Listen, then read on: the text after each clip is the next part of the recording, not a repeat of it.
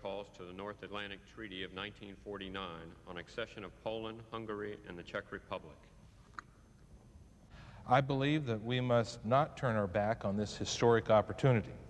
We must embrace these new market democracies and say that the old ways are gone and that we welcome them into the free world.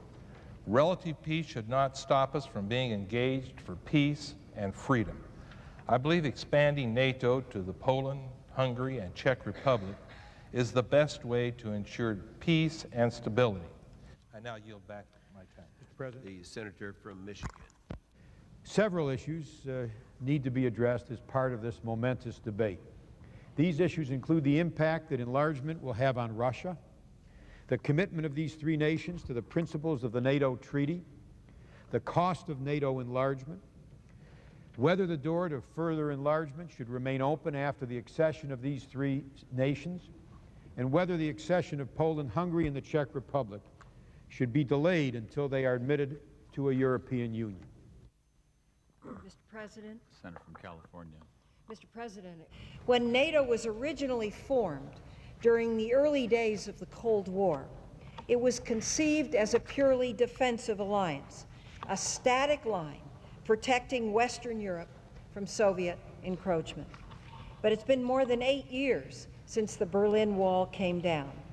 Today, the Soviet Union is gone, and the sort of military threat for which NATO was originally conceived and designed, thankfully, no longer exists.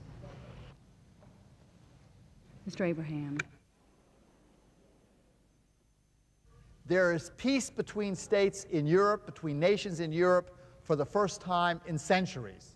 We don't have a divided Europe, and I worry about a NATO expansion which could re-divide Europe and again poison relations with Russia. Mr. President, why then are we rushing to expand a military alliance into Central Europe? How can Russia not feel threatened by, one, the prospect of NATO forces moving hundreds of miles closer to its borders, and two, the possibility of further NATO expansions, including even the Baltic states? This has all been left, as my colleague, the distinguished chair knows, open-ended. The Senate is adjourned.